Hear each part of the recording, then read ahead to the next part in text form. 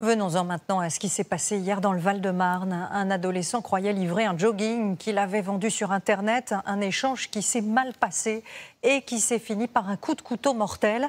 Un guet-apens qui est loin d'être un cas isolé. Vous allez voir que les policiers ont recensé plusieurs agressions après des rendez-vous donnés sur des sites de rencontres ou de commerce en ligne. Florence de Juvigny, Tristan Vartagnan et Clément Biet.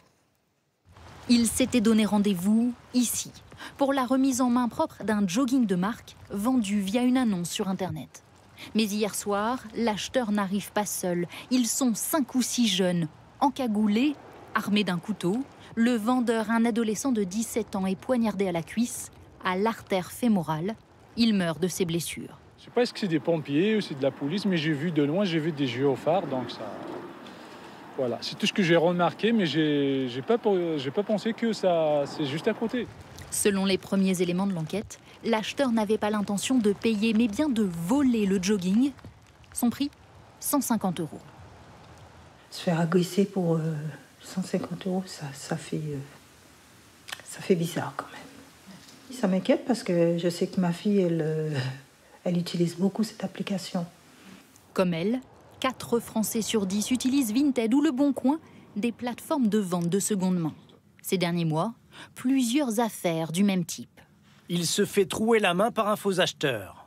Il vend sa voiture, l'acheteur le poignarde. Les annonces menaient à des guet-apens ultra-violents.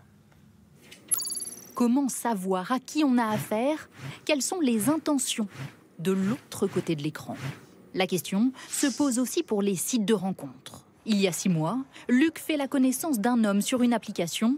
Leur premier rendez-vous dans ce parc se révèle être un guet-apens. Il y a 3 personnes qui sont sorties de derrière les arbres pour me mettre des coups de poing à la figure en m'insultant de sale pédé.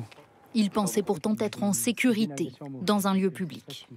C'était des hématomes, un œil beurre noir, un peu mal au cou parce qu'ils m'ont étranglé. Donc pendant quelques jours, enfin plus d'une semaine, j'ai eu mal au cou. Mais j'aime pas me voir comme ça, quoi.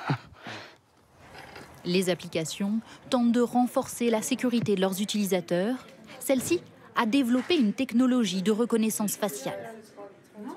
Je tourne ma tête sur la gauche. Et voilà, donc là, mon profil a été certifié.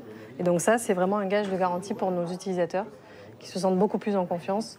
Impossible de se cacher derrière de faux profils. À la suite du coup de couteau porté hier soir dans le Val-de-Marne, un mineur a été interpellé. Il est ce soir toujours en garde à vue.